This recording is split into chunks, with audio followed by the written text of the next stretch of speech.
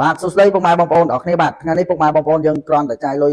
$37ទេពុកម៉ែបងប្អូននឹងទទួលបានជាមួយនឹងអីវ៉ាន់នៅខាងមុខនេះ3ឈុតធំខាងមុខតែម្ដងពុកម៉ែបងប្អូនណាបាទហើយ$37ពុ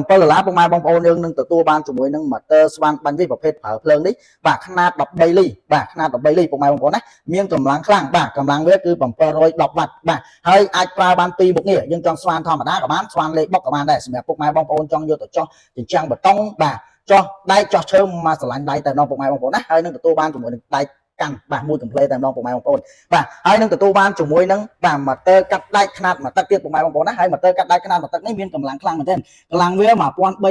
វ៉ាត់ពុកម៉ែបងប្អូនណាបាទហើយជាផលិតផលបាទរបស់ជប៉ុនសុទ្ធតែម្ដងពុកម៉ែបងប្អូនណាបាទយើងមានការធានាជូនពុកម៉ែបងប្អូនយើងមួយឆ្នាំពេញលើការជួសជុលដូរគ្រឿងបន្លាស់ឥតគិតថ្លៃអ្វីដែលកម្មពិសេសខ្ញុំធ្វើការថែមជូនពុកម៉ែបងប្អូនយើងមួយឈុតធំទៀតពុកម៉ែបងប្អូនណាបាទឈុតជាងបាទឈុតជាងនេះគឺមានសម្ភារៈច្រើនមែនទែនបាទមានញញួរមានម៉ាឡេតបាទមានដេកាប់មានម៉ែតបាទមានស្គុតបាទមានប៊ិចភ្លើងមាន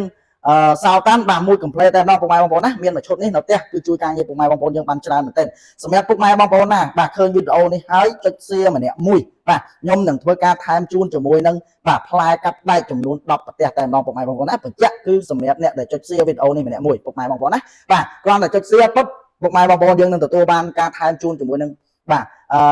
ផ្លែកាត់ដែកចំនួន10ប្រទេសតែម្ដងពុកម៉ែបងប្អូនណាបាទត្រឹមតែ